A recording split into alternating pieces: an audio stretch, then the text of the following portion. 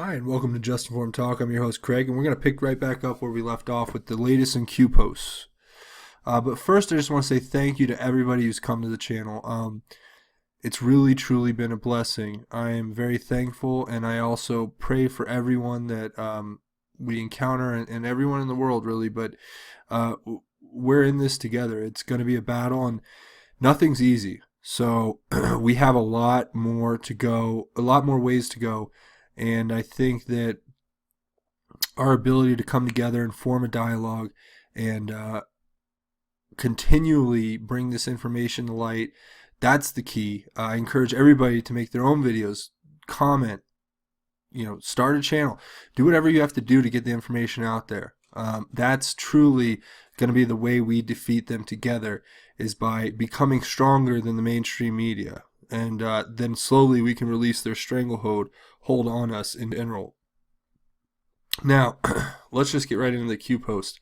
So obviously we have, this is where we left off in the last video, and apparently after that video was posted, there was more posts. So let's go ahead and go into those. First, it says public interest keep high. Uranium 1, FBI informant. Anon, Debbie Wasserman Schultz, Pakistani intelligence, and the Muslim Brotherhood. Tarmac meeting.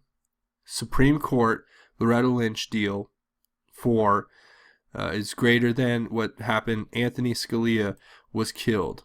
The Supreme Court Justice Anthony Scalia was 187. Now, that's an interesting, and as I always say, this is all bombshell.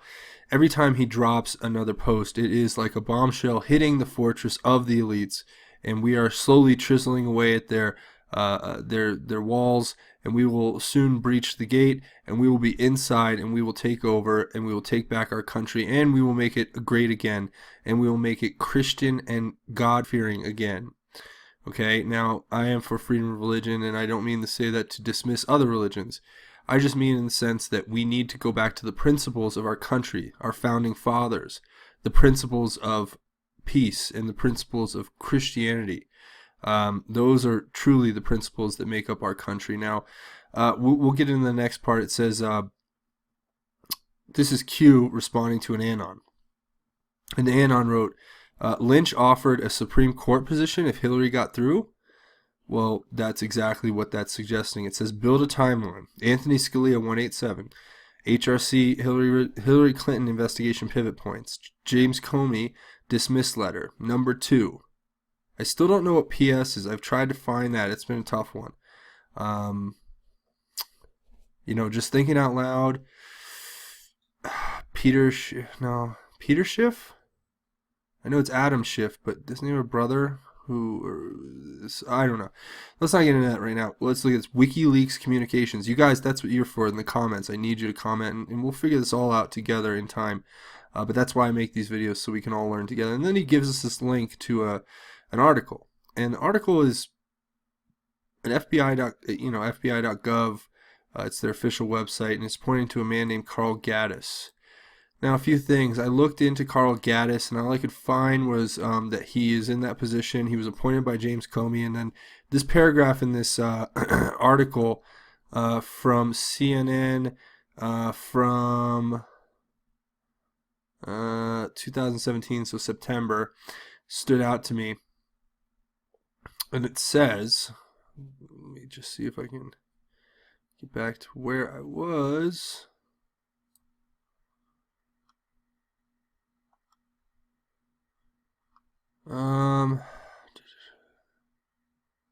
Basically, these two gentlemen were asked to come and testify in front of the Senate Judiciary Committee, and they both declined, it says right here, what appears to have irked the panel in particular is the refusal of Justice Department to cooperate with a key part of its investigation. The leaders of the panel, Senate Judiciary Chairman Chuck Grassley and the ranking Democrat Dianne Feinstein, have repeatedly asked two senior FBI officials, Carl Gaddis and James Rybicki, to sit down for a transcribed interview to discuss the Comey firing as part of its inquiry into any improper interference from the or with the FBI.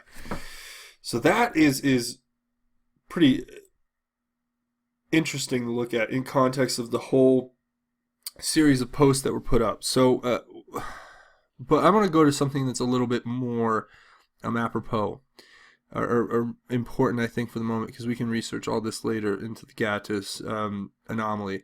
But here we have, it says build timeline, Anthony Scalia 187, and then it goes through everything. Well, I found somebody that did that, and I don't know if you guys can read this. Let's see if I can make it a little bigger. Okay, but it says, and this was an Anon on Reddit who posted timeline, Podesta email, Wetworks. We all remember that from the WikiLeaks, to the February 6, 2016, which was exactly 2 years ago today, oddly enough. It says Scalia 187. So Scalia was killed, and that was on February 13th, 2016. So 2 years ago, almost to the day. Podesta email Scalia replacement was on that same day that he was killed. Now, obviously, that could have been in reference to them finding out that, but it's all suspicious when you look at the context of what they said. Now, it says Peter Strzok, the quote-unquote End Hillary investigation text, draft memo exonerating HRC Hillary Rodham Clinton in May of 2016. So shortly thereafter, they decided to get together and clear Hillary. Then it says Peter Strzok changed wording from grossly negligent to extremely careless on 6/20. So that would be June 20th, 2016. Then you have the Loretta Lynch, Bill Clinton tarmac meeting. That was 7 days after. Then you have Loretta Lynch to accept FBI findings, and that refers to Loretta Lynch being in charge of how to accept it and then to choose not to prosecute based on the recommendation of James Comey, right? So then Hillary Rodham Clinton interviewed by the FBI the next day, the very next day after Loretta Lynch decides to clear her and to not pursue charges in the Justice Department, to not forward the case to them. Then it says Hillary Rodham Clinton is interviewed by the FBI.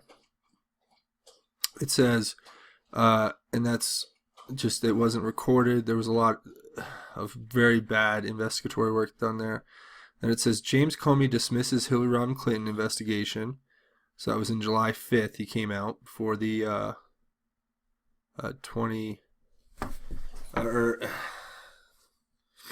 as he came out later in July.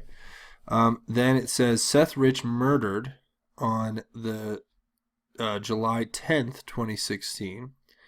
Then it says WikiLeaks publishes the DNC Podesta emails, and that was on the 22nd of July. Then it says McCabe aware of additional emails on Anthony Weiner's laptop, September 2016. So we all know what that was. That was McCabe finding out that Anthony Weiner's laptop had very classified emails, and then who knows what kind of blackmail or stuff that was going to be used against the power elites like Clinton's. Then it says Bruce Orr's wife goes to work for Fusion GPS in September 2016. I mean, you couldn't even write this script as a movie any better. I mean, so now she's working there.